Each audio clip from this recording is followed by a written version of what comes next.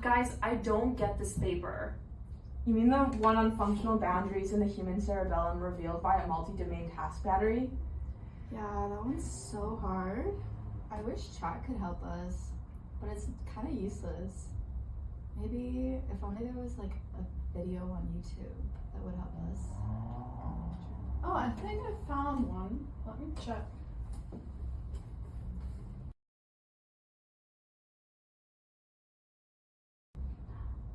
Oh my god!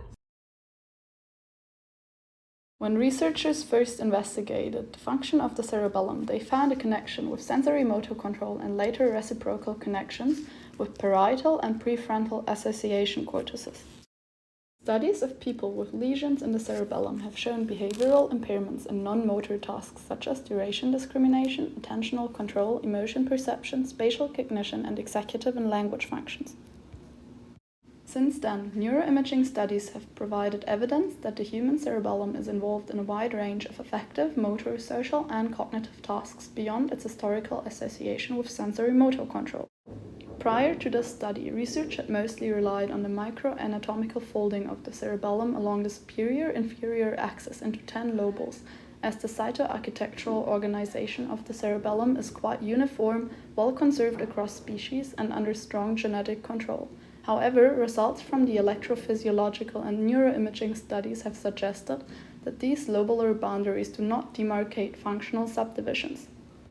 Based on these findings, researchers have attempted to find functional parcellations based on task-free fMRI data and meta-analytic approaches, but none of these have been able to find clear functional subdivisions. Thus, it remains unclear to what extent the proposed boundaries correspond to functional divisions. A lack of common measurement baselines and comprehensive neuroimaging data, and a small number of task conditions have made it difficult to find task-based functional parcellations. King and colleagues therefore set out to fully characterize the functional organization of the cerebellar cortex and to address the fundamental question of whether there are distinct functional regions in the cerebellum or rather continuous gradients. Using quantitative measures and a large and diverse task battery, they set out to bridge the gap between historical and possibly outdated research and a deeper understanding of the role of the cerebellum in different functional domains. They have taken an important step towards defining the cerebellar regions, and their work may serve as a useful guide for trial design and translational work. To address these questions, King and colleagues employed a rich task battery designed to cover an expansive range of processes spanning motor, cognitive, and affective domains. Participants underwent behavioral training beforehand in order to minimize learning effects and to ensure familiarity with task protocols. They trained for 3 days, totaling 10 hours before scanning. To make this approach feasible, the tasks were split into 2 sets, A and B, with a subset of the task conditions being shared across both task sets.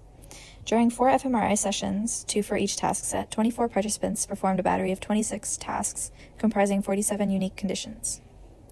Representational similarity analysis, which compares activation patterns in different voxels to assess their functional similarity, was used in combination with fMRI, allowing precise mapping of activity patterns across the cerebellum.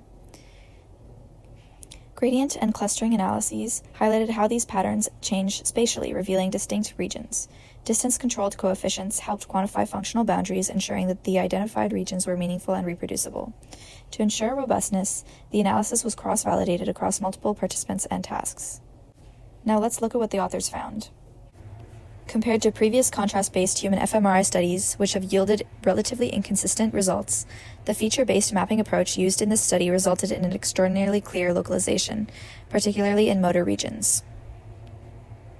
A reliability map was created using calculations of correlations for the individual and smooth task activation profiles of each voxel across the 2 sessions. Results indicated that hand and eye movement-related areas are especially activated during movements with high attentional demands.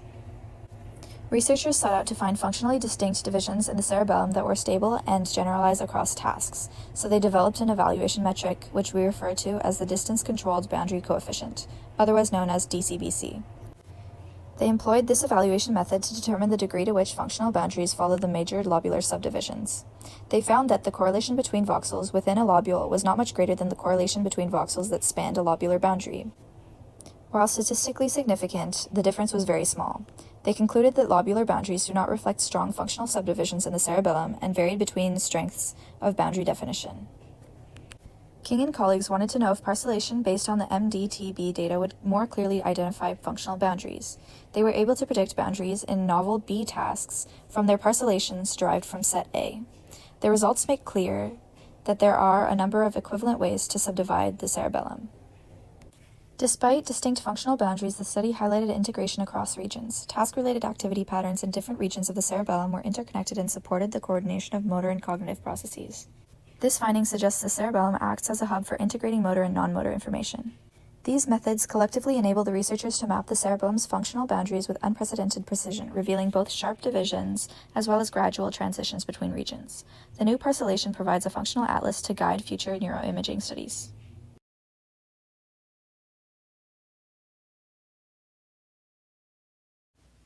Next, we are going to explore some limitations to the methods used in this article and what further researchers can explore based on what was found. Firstly, this study is limited by its sample size. This study consisted of 24 participants. Although this is a typical amount of people studied for neuroimaging research, it limited the generalizability of the findings of this study to be applicable to broader populations. 24 people alone can't represent the cerebellar function of majority of society, as everyone has different structural, cognitive, and motor functioning. Now, even though the MDTB is a comprehensive test, it doesn't cover every possible cognitive and motor task. Therefore, it is possible that some relevant regions of the cerebellum function were missed. In this study, it indicated that a region is strongly associated with eye movements, but this may be caused due to prior activations of the regions that were more related to the changes in saccadic eye movements between conditions, rather than the emotional and affective processing demands of these tasks. Next, this study discussed that individuals do differ in functional organization, specifically within finer spatial details being idiosyncratic. Therefore, this limits the applicability of the group parcellations. The study indicated that its group-based map could predict functional boundaries in individual participants. However, the fine spatial details of the functional organization is more unique to each individual. Lastly, the combination of both MDTB parcellations and resting state scans could provide an enhanced understanding of cerebral functioning in future studies, whereas in this study they were examined separately. MDTB parcellations offer detailed task-specific insights, whereas resting state data may better capture overarching organizational features of the cerebellum. The conjunction of these approaches in a study would be beneficial because of this.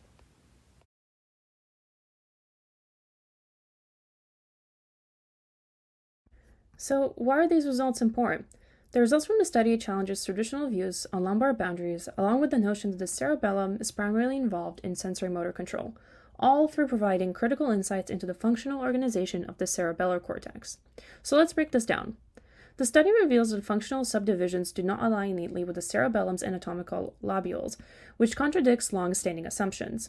Instead, the study suggests that functional organizations frequently extend over several lobules, suggesting that the traditional anatomical boundaries are not the most reliable framework for understanding cerebellar function. This study presents a task-based parcellation approach, in contrast to the other approaches that only use anatomical or task-free data. This approach highlights the cerebellum's involvement in higher cognitive functions like attention, language, and spatial cognition, moving beyond its conventional associations with motor control. The MDTB parcellations developed in the study outperforms traditional methods, offering a more accurate prediction of functional boundaries across tasks and datasets.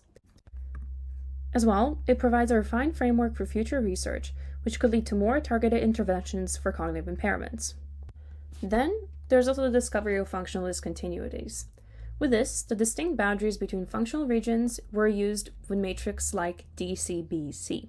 This reinforces the concept of clearly defined functional regions within the cerebellum, which contradicts the idea of smooth functional gradients.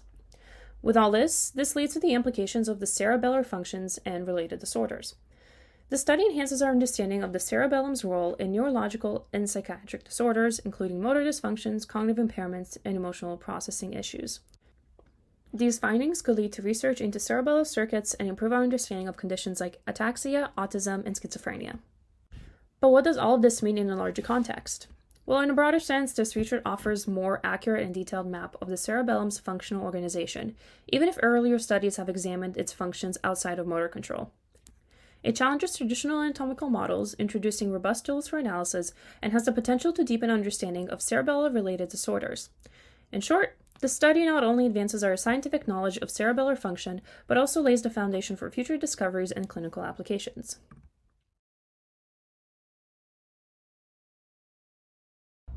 Wow, that makes so much more sense now. I still don't really get it. We can watch it again.